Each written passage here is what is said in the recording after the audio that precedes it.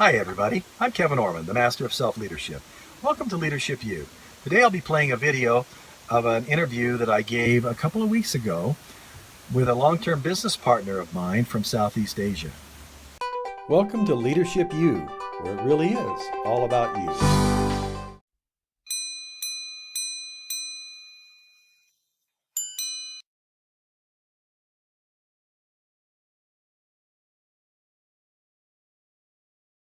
Hey, today we're here with Kevin Orman. Kevin, please to come down here to have a short interview with you. Sure. You're an internationally best-selling author, I understand. That's correct. And why don't you tell me, what was the change that brought about your life to start being a book writer, become an international best-selling author?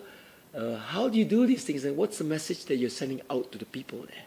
Okay, well, the first thing is I am a leadership expert and a professional speaker. I've been a professional speaker for 27 years. Wow. And I've spoken extensively in Asia, South America, and other places as well, in addition to all around North America. In the 48 United States, there is nowhere that I have not spoken within 100 miles of. Oh. Nowhere, and usually multiple times. Right. I've flown well over 3 million miles in that amount of time, driven rail cars another million miles, and so I've spoken everywhere. Tens of thousands of hours on stage, speaking in front of hundreds and hundreds of thousands of people. Mm-hmm. But I am a leadership expert. I am the master of self-leadership. Self-leadership is the core skill of leadership, because until you can lead yourself effectively, you can't lead others effectively. That's right. As you learn to lead yourself better, then you're able to lead others better. And so that's what I focus on helping people do, because leadership is the key element. So you've written a couple of books that are I bestsellers have. here. Yeah, this is my first book. And this is called Me Inc. or Me Incorporated. Your life is your business. And think about it. If your life isn't your business, whose business is it, right? Right. Of course it's your business. And so this one has been a bestseller. It's been on the bestseller list continuously since January 27th of 2015, so approximately 17 months at this point. Very good. Yeah. And it's still on the bestseller list today. And it's sold in multiple countries. This one comes in paperback format like this. It also comes in Kindle, and it also comes in Audible. So you can actually get the audiobook of this one. Fantastic. Okay. Now this one is it's a book, because your life is your business, okay? The category that it is a bestseller in is work-life balance. And the reason it's a category that's the bestseller in is because they don't have a category on harmony. Oh. Because harmony is what you really want. Balance is a joke. Balance is a mistake. Balance means everything is at the same level and weighs the same and so on. That's what balance is. That's what a balance scale is, right? Yeah, most people try to balance. They thought Yeah, that's and the when you secret. balance, guess what you do? Okay, it's like multitasking. If you tell me you're a good multitasker, you know what you've told me? That you are mediocre at everything. You're not outstanding at anything. You're average at everything. You're mediocre at everything. Balance is the same problem. You don't want balance. Now, balance is better than chaos. Okay, so if you're going from chaos, balance is a good place to go to. But you don't want to sit there. You don't want to stay there. You want to move beyond balance into harmony. Harmony is a different thing entirely.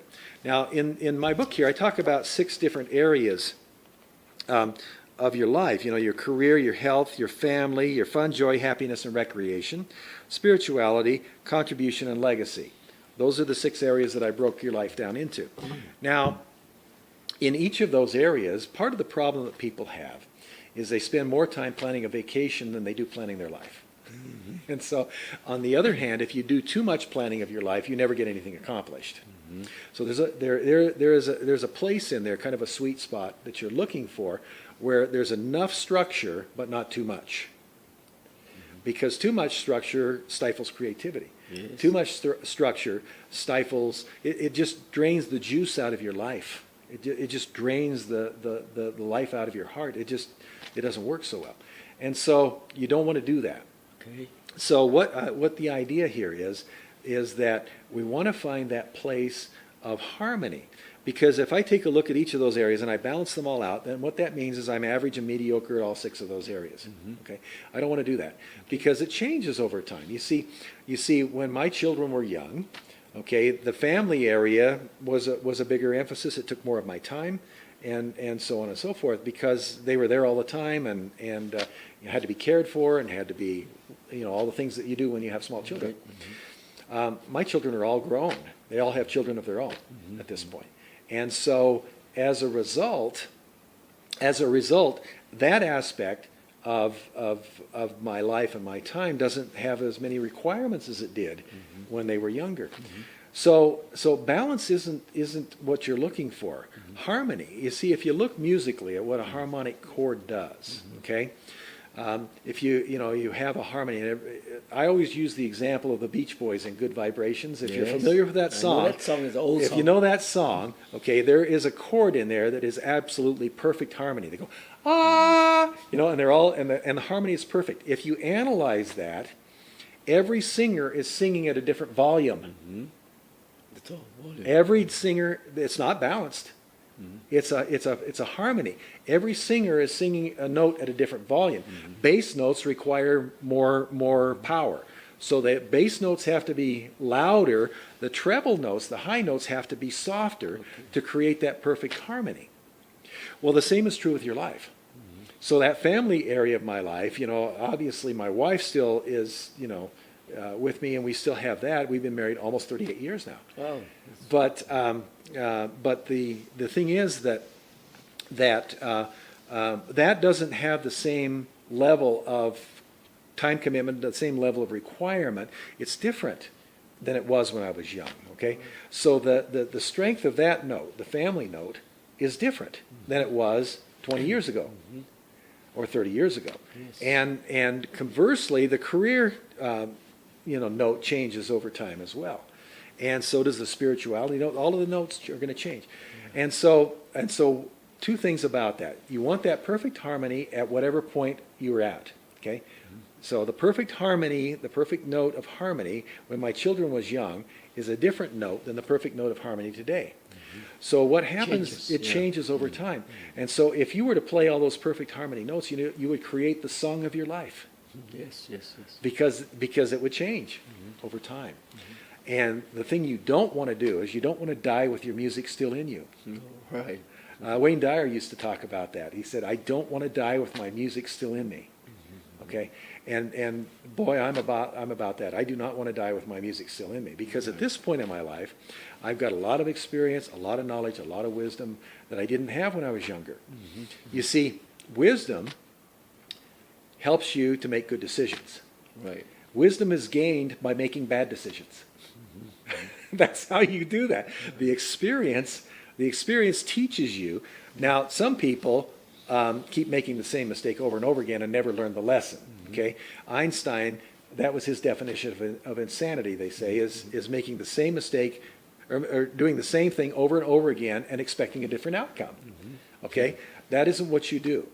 But wisdom keeps you from doing that, because you learn from the mistake, and then you go out and make a new mistake, and then you learn from that mistake, and then you go out and make a new mistake, and you learn from that mistake. And as you do that, you gain the wisdom so that you make fewer serious mistakes, and everything grows as time goes on. I understand you have a book for the younger generation and for I do. grandparents to be involved in it. Totally, yeah. And that's my Tell us second about book. that. Yeah, it's my second book. Let me finish another quick story about the Right. first one, and then we'll go back to the second one. The thing that happened was that I've been a professional speaker for 27 years. I'm a leader, like I mentioned, I'm a leadership expert, and that's what I do. Right. In 2008, when the economy went bad, the market segment that I was in just kind of went away. So I did some other things for a little while, and then I got sick. I got cancer, and I had some paralysis in my arms and some other things that I had to deal with as well. So I had 4 major surgeries in 3.5 years, and I spent that time just healing up and getting my health better. So the health part of this became the big note during that time. That became the strongest part of the harmony. Right. Was to get my health back in place, so that now I can throttle that note back a little bit.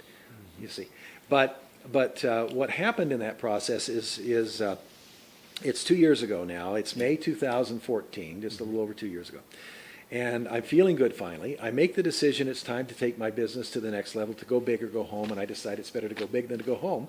So I take off, and one of the things I cover in Me Inc. is networks and the power of networks. I have a big network. You have a big network. In fact, we're part of the same network because we've known one another for 25 or 30 Long years, time. 20 plus years, long time. Yes.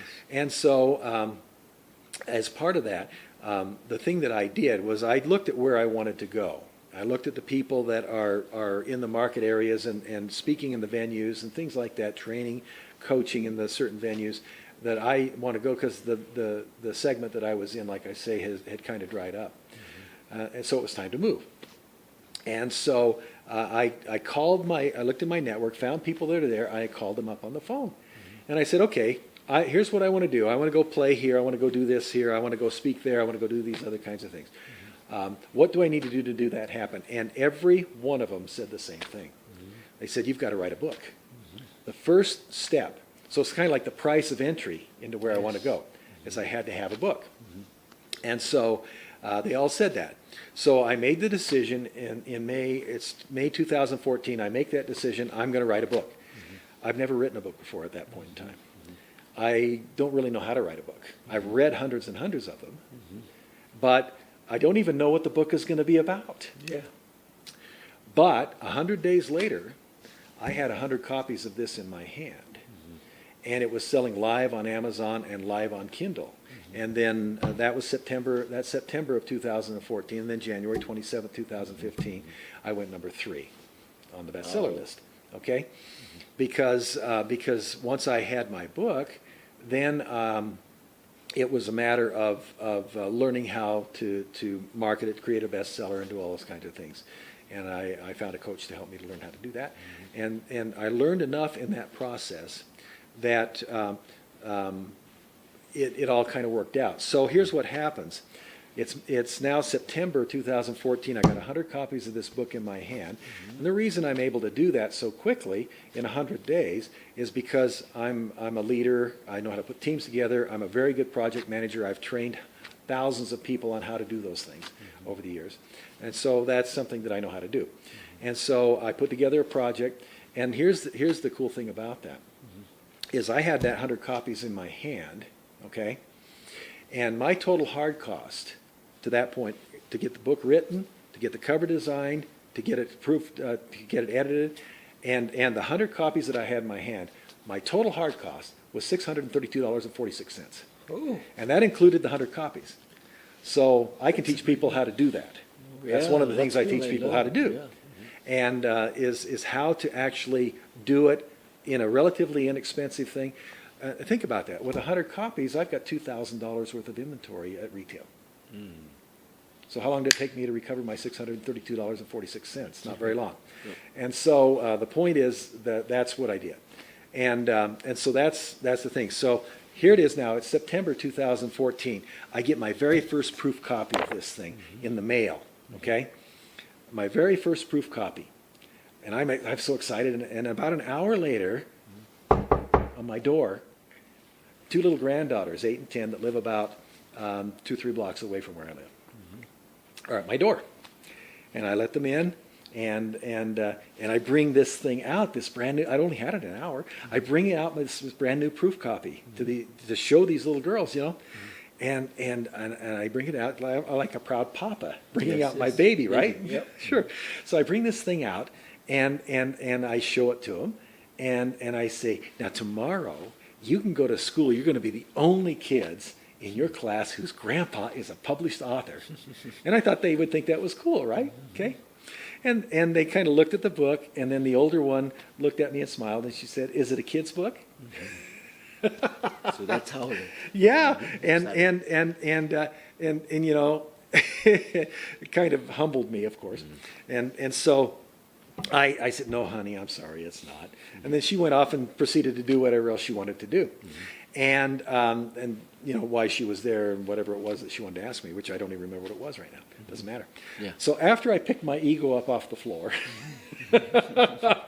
okay, as you can imagine. I thought about that, and I thought, what a great idea. And so I went out and immediately registered a domain name minimeinc.com. I own that domain name. Okay. Minimeinc.com. So we have Me Inc. for adults, and we have Mini-Me Inc., which is a leadership parable for kids. Okay, and so I had the idea that day, in September of 2014. And then I didn't write it for a while, and I just kind of thought about it periodically while I was doing other things. A lot of work involved in marketing this book and things, other things that I was doing. October 23rd, a few months ago, okay, October 23rd of 2015, I make the decision it's time to write this book. Okay. 100 days later, this book, Mini-Me Inc., What Kids Can't Learn in School, which is a leadership parable for kids. 100 days later, this book was a #1 international bestseller. Okay. Oh, And that's because I had learned how to market when I did this one. I learned how to make it a bestseller. And so I incorporated all those things. There's a series of strategic moves you do to make that happen. Okay. And that's part of what my coach taught me on how to do that. But at the end of the day, now, of course, I teach people how to do that. But the point is that that one went from it's time to write the book. This one went from it's time to write the book to having the book in 100 days. This one went from it's time to write the book to #1 international bestseller in 100 days. And so that's kind of the story of how those came to be. And now here's the best part, okay, was that same little granddaughter, who's now 11, still lives just a couple blocks away. okay. So this comes, and I go over to her house and give her a signed copy of this thing. Okay, you know what she did? She sat down and she started reading, and she read like 40 pages without even taking a breath. Wow. And I'm going, yes, I hit it. I got it. I got it. And I've heard numerous reports from other people that their kids have done the same thing. For kids as young as 8 years old, okay, have done that very same thing. I have a 12-year-old grandson that lives out in the Portland, Oregon area, and he had told his mother. He was talking to his mother one day. She messaged me and told me that Jonah was just talking about you and just saying, Grandpa's kind of a mentor to me because he helps people with their businesses and their lives, and I think that's kind of cool, and I like to, kind of helps and things like that. So anyway, I signed a copy of this, sent it out to him, and about a week or so later, he calls me up, and he says, Grandpa, I really like your book. And then he started quoting me things out of my own book. Okay? Wow. So this really does connect with these kids. But here's the magic thing. Everybody who reviewed this, and I've got New York Times best-selling authors that have reviewed both of my books, and they've endorsed them and things like that, and people that have written numerous books and things like that, other kinds of experts and such. Every one of the ones that reviewed Mini-Me all said the same thing. They said this book is super. It's great for kids, but their parents need it worse.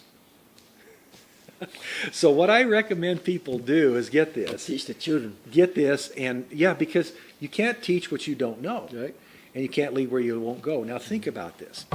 If I had learned leadership as a child, rather than having to develop it as an adult through the School of Hard Knocks, and have to as an adult, I had to unlearn a bunch of nonsense before I could learn the good stuff. Okay? Right. Imagine where I'd be today. Imagine if I can get these younger kids learning about leadership at a young age, what they can do in the world, Okay. the impact they can make. Because the thing that the world needs is more leaders and better leaders. There are not very many out there. People don't understand the difference between management and leadership. They confuse the two. They think you're a leader just because you have a title in your job, and it's a bunch of nonsense.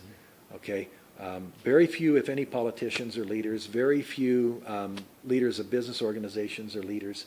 Most of them, at best, are good managers. Well, yeah, I'll be very interested to get a copy for my granddaughter, who's newly born this year, and I would love you to have you sign it for me. Oh, and present certainly. To her. I'll be visiting her a few days' time. She'll be coming in from Boston, Okay? and so yeah, Can she read yet? not yet, but Well, I always carry a marker pen so that I can Okay. sign these. great. To Leah, Leah, Leah. Okay, Leah. Surname, family name is Liu, Leah Liu, Liu. Liu. Yeah, Leah Liu. Yeah. Okay. There you go. Huh? In Asia, we'll look forward to having you over there. Oh, I look forward to returning. I like I say, I've been there many times, and I look forward to coming back. Absolutely. So, thank you. Thank you. All right, it's wonderful.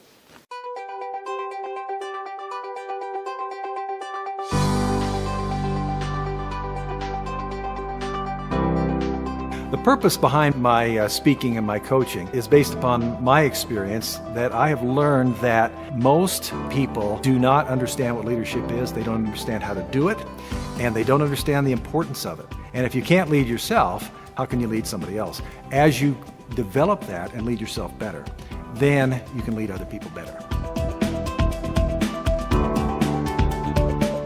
What I love more than anything else is connecting with people, and connect with them really on a heart-to-heart level. When I'm in front of a group of people, what I'm looking for is that moment when I get every eyeball in the room. Then what I do is pump in as much value as I can while I have the eyeballs, because that's when that connection is happening with people. That's when they get it. And that's when something will happen within them that they'll remember and they'll take away, and it will improve their lives for the rest of their lives.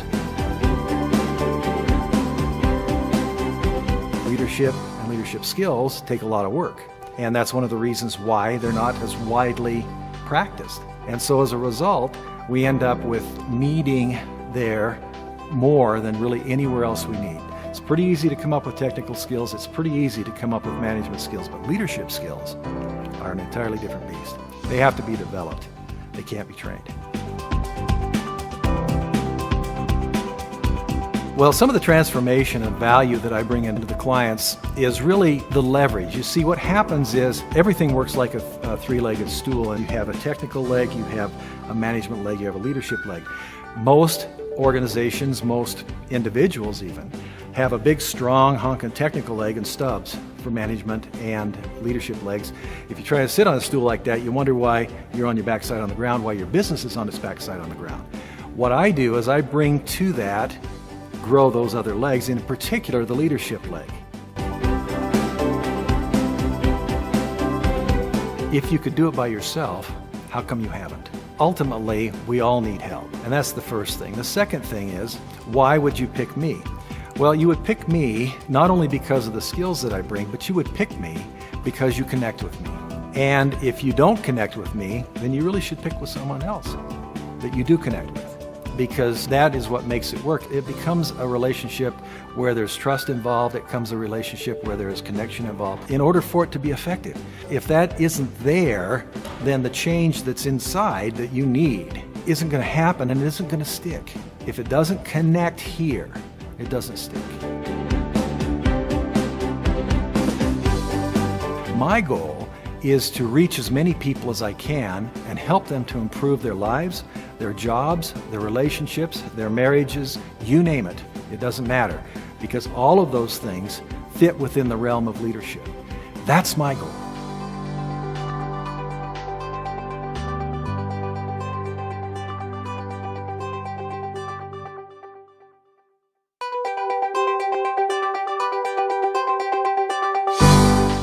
Subscribe here to Leadership U to make sure you get all the videos.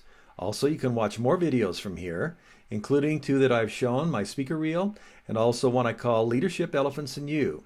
Also from here, you can go ahead and then get to my website to find out more about my speaking, books, and other things. Have a great day. See you on the flip side.